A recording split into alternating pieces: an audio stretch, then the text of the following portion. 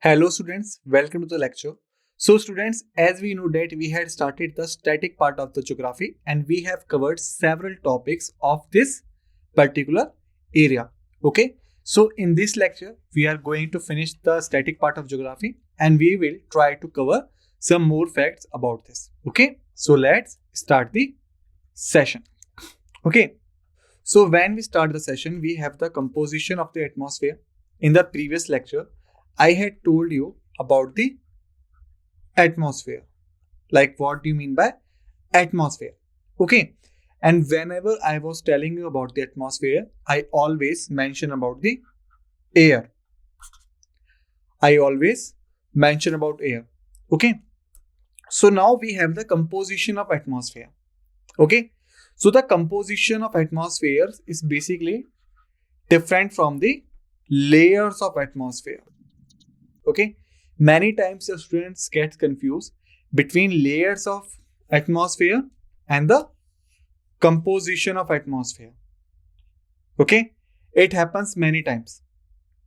So remember, when we talk about the layers of atmosphere, then we are talking about the troposphere, stratosphere,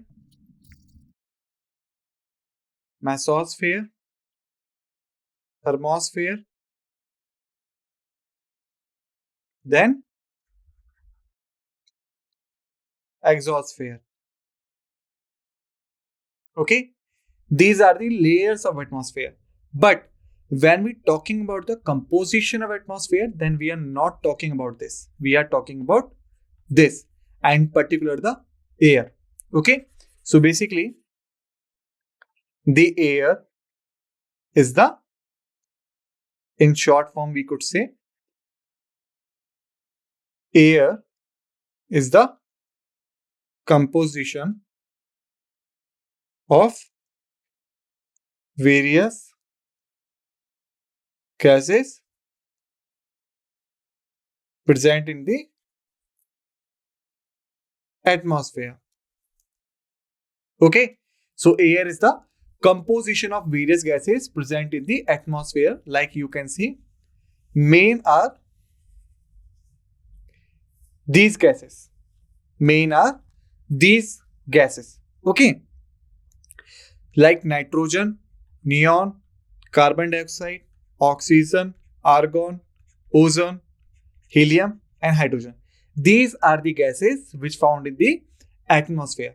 Okay. And the most essential gas are oxygen for living, because you cannot live without breathing, and for breathing you require oxygen as well as CO2, as well as CO2, which is also known as carbon dioxide. Okay. So if we look at these facts and figures, so we could say nitrogen is the most abundant gas in the air. Most abundant gas in the air with 78%. Okay.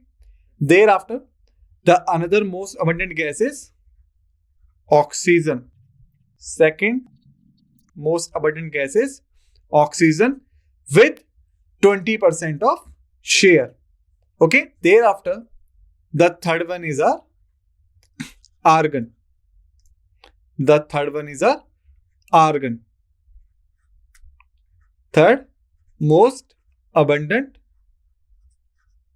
gas of the atmosphere is argon with 93%. Okay. And then we had carbon dioxide, which is the fourth most abundant gas of the atmosphere. Okay. Then after these gases, if we look at these facts and figures, then what we will find? The next abundant gas is neon, which is the fifth most abundant gas of atmosphere. Okay. Then we have ozone, which is the sixth most abundant gas of atmosphere. Thereafter, we have helium, which is the seventh most abundant gas of atmosphere. And the last one is our hydrogen, which is the eighth most abundant gas of atmosphere. Okay, so these are the chronological order of these gases, and you can also revise it by simple formula of Noack-Naho.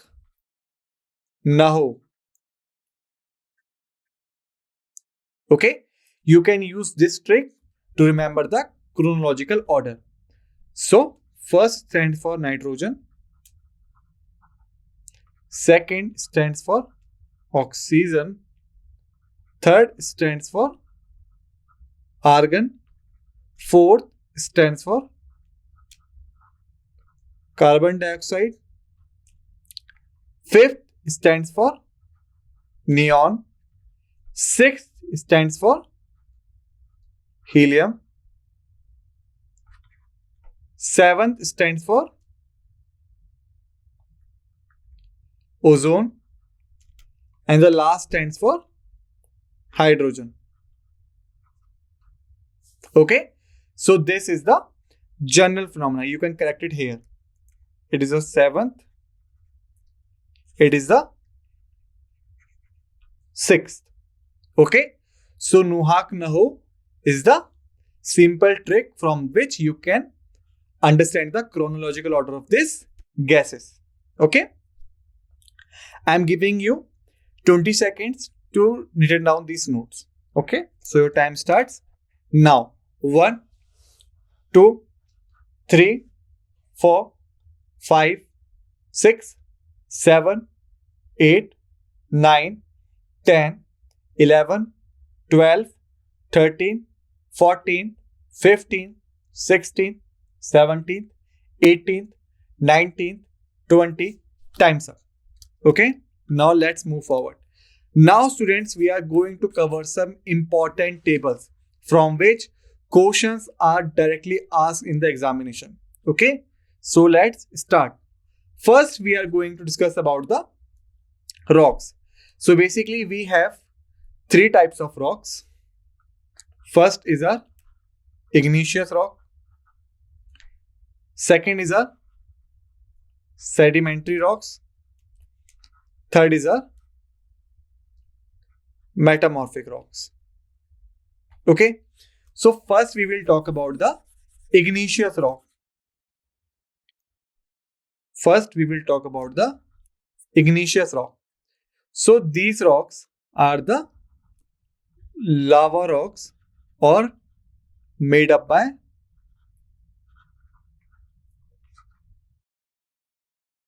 cold lava.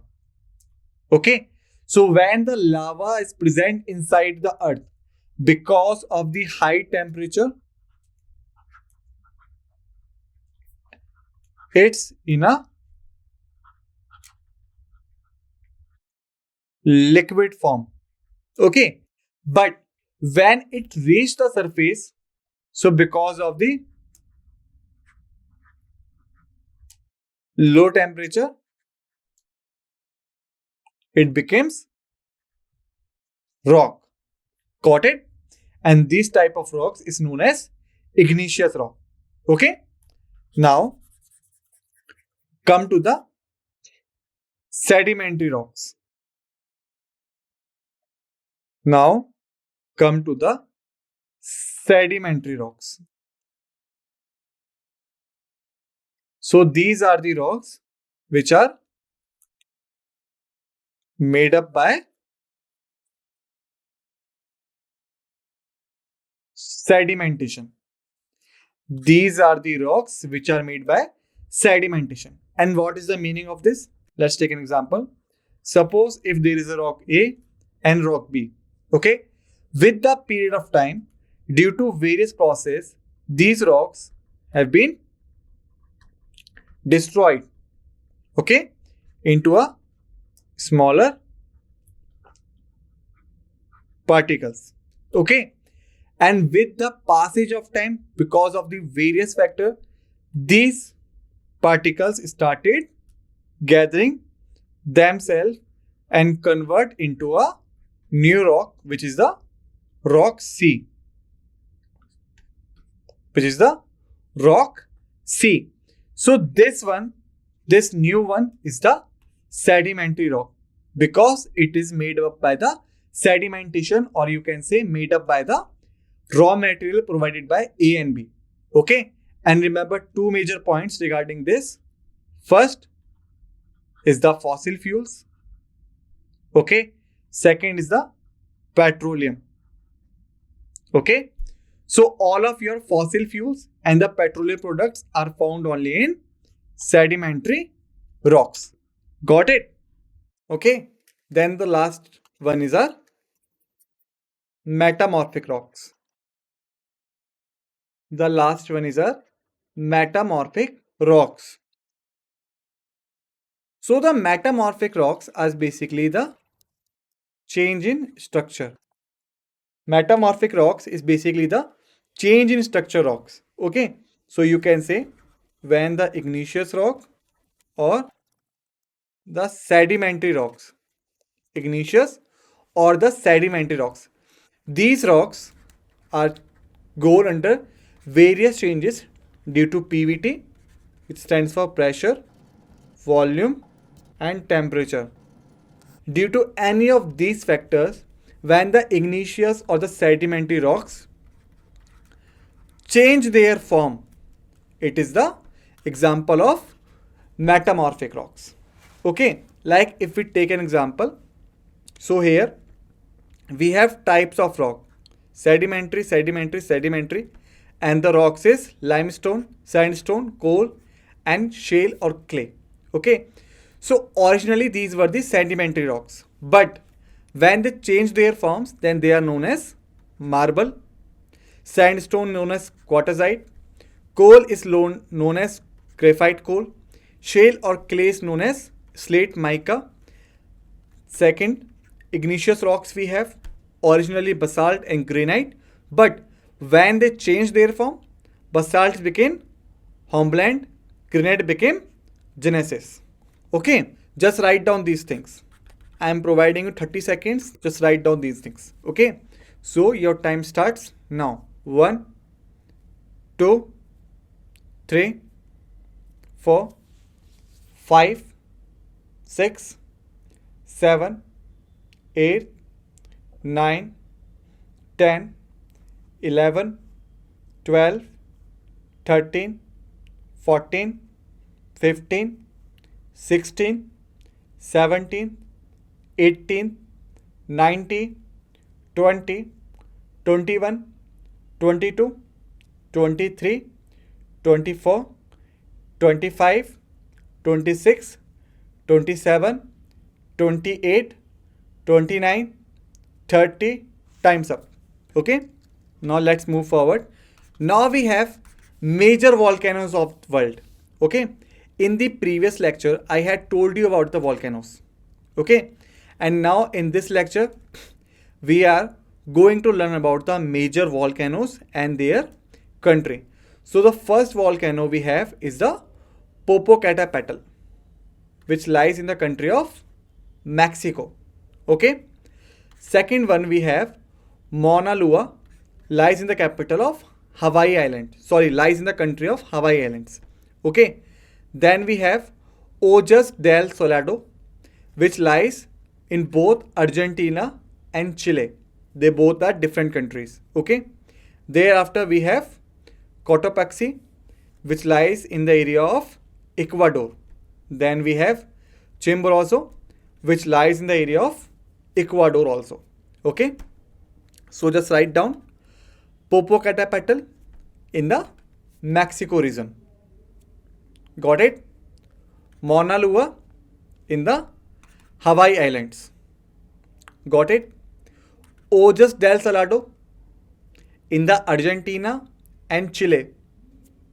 Got it? Cotopaxi in the Ecuador. Got it? Chimborazo, again in the Ecuador. Got it? Move forward. Okay. Now we have Mount Pele in the Martinique Islands, which belong to the country of France. Okay. Thereafter, Hekla belonged to the country of Iceland. Then Mount Cameroon belongs to the area of Cameroon, which is the part of Central Africa. Okay. Mount Etna, Sicily, belong to the Italy. Mount Erebus, Ross Islands belong to the Antarctica. Okay. So again look it back. First we have Mount Pelée. It lies in the area of Martinique Islands, France. Okay. Then we have Hekla, which lies in the country of Iceland. Then we have Mount Cameroon, which lies in the area of Cameroon, which is the Central Africa. Okay. Then we have Mount Etna, which lies in the area of Sicily, which is the part of Italy country. Then we have Mount Erebus, which lies on the area of Ross Islands and is a part of Antarctica. Okay. Now let's move forward. Now we have Krakatau, which lies in the area of Indonesia. Then we have Mount Katmai, which lies in the area of Alaska. Then we have Stromboli, which lies in the Stromboli Islands, Sicily, again in the country of Italy. Okay. Then we have Mount Rainier, which lies in Washington, US. Then we have Mount Vesuvius, which lies in the Gulf of Naples, Campania, Italy. Okay. So just write down these facts. Krakatau, Indonesia. Mount Katmai, Alaska. Stromboli Islands, Sicily, Italy. Mount Rainier in the Washington, US. Mount Vesuvius in the Gulf of Naples, Campania, Italy. Now let's move forward.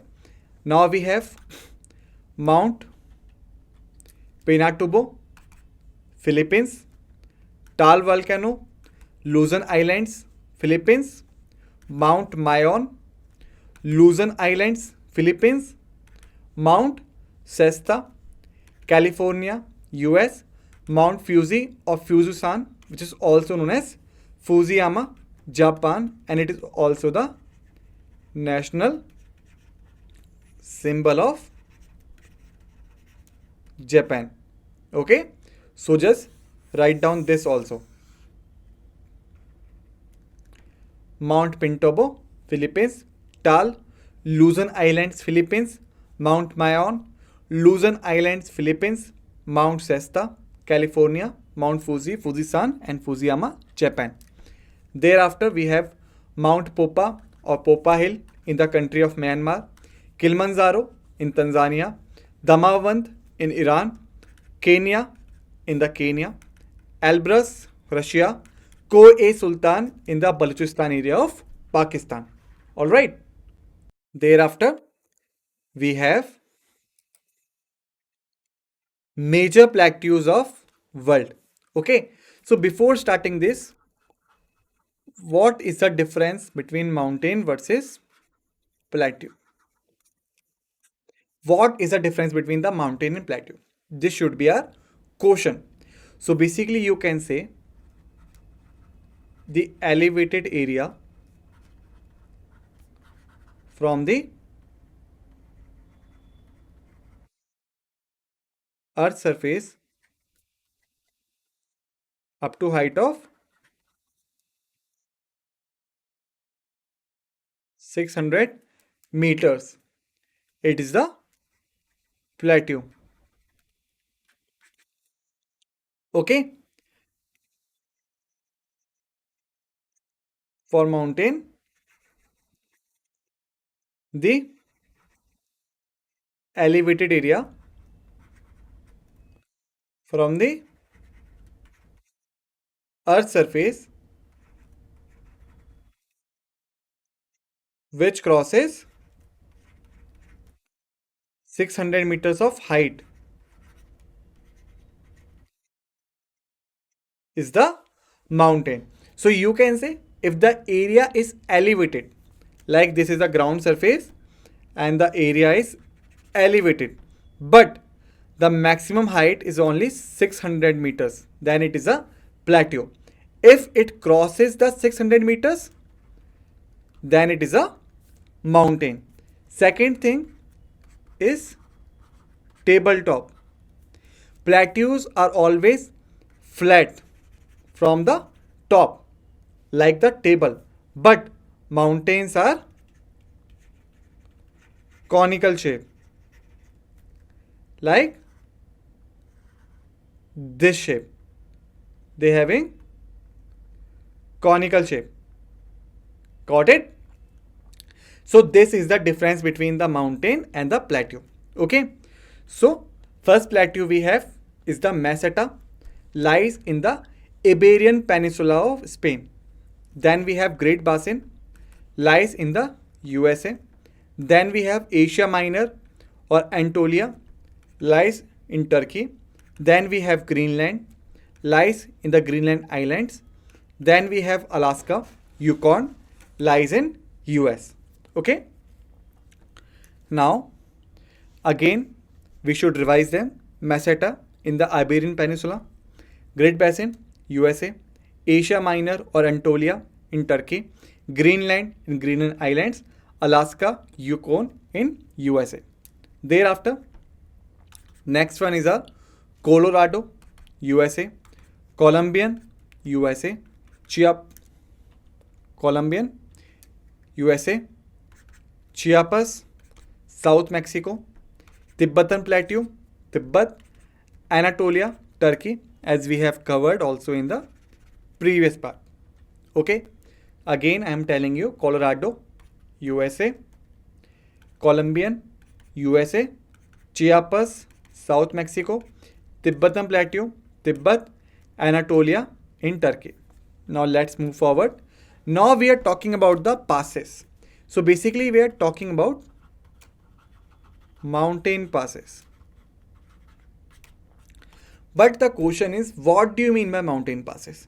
So suppose if there are two mountains like this, okay, so the valley part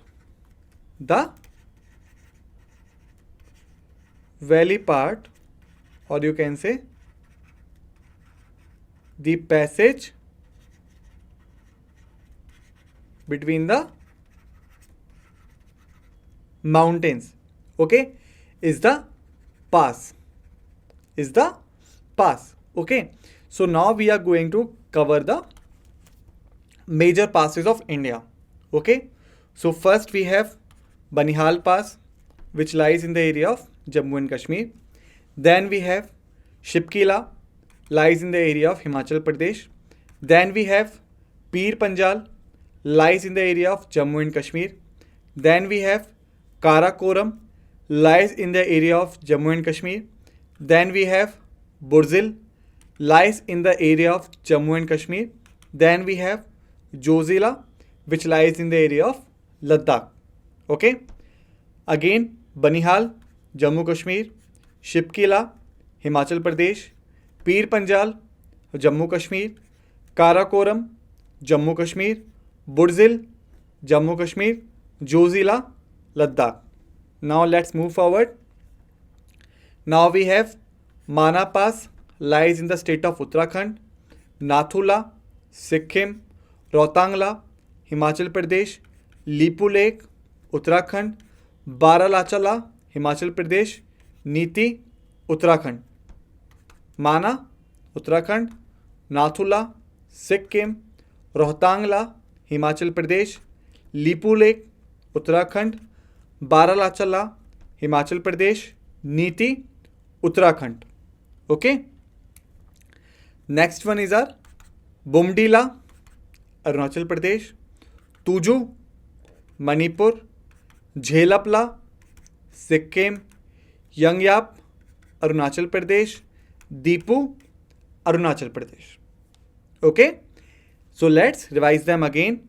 Bumdila Arunachal Pradesh, Tuju Manipur, झेलपला Sikkim, यंगयाप Arunachal Pradesh, Deepu Arunachal Pradesh. Now we are going to know about the highest heights of the major mountain peaks in India. Okay, so first we have, so the first one is our Broad Peak, okay, which is of elevation of 8,051 meters. Second one is our Nanga Parvat, which is the elevation of 8,126 meters. Third one is our Distagil Sar with the elevation of 7,885 meters. Then we have Godwin Austen, also known as K2, which is the height of 8,611 meters. Remember, these mountain peaks are not arranging about their height. Okay, these are the major mountain peaks. Okay, so arrange them in the height orders by yourself. This is your task also. Okay, so that you could remember these things for a long time.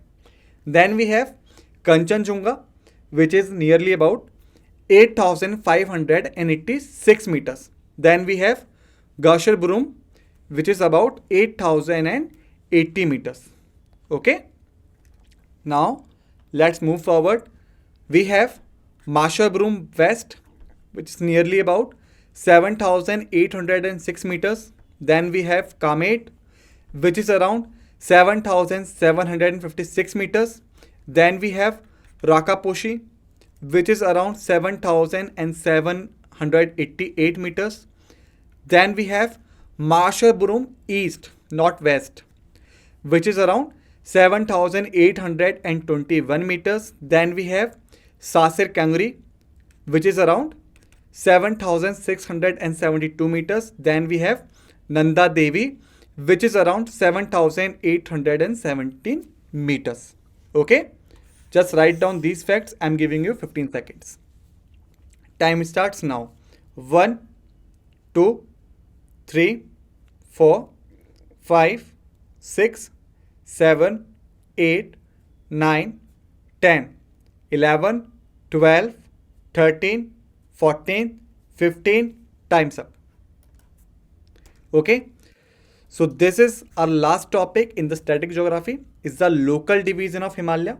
Okay, so basically in the local Himalayas divided into Nepal Himalayas, lies between Kali and the Tista river. Assam Himalayas lies between Tista and the Diang rivers. Punjab Himalayas lies between Indus and Satluj river. Kumaon Himalayas lies between Satluj and Kali rivers. Okay, so students, in this lecture we had completed the static geography part. In our next lecture we will continue with the art and culture static part. Okay, till then just revise all the facts and figures which I have told you in this lecture as well as in the previous lectures. Okay, till then, thank you.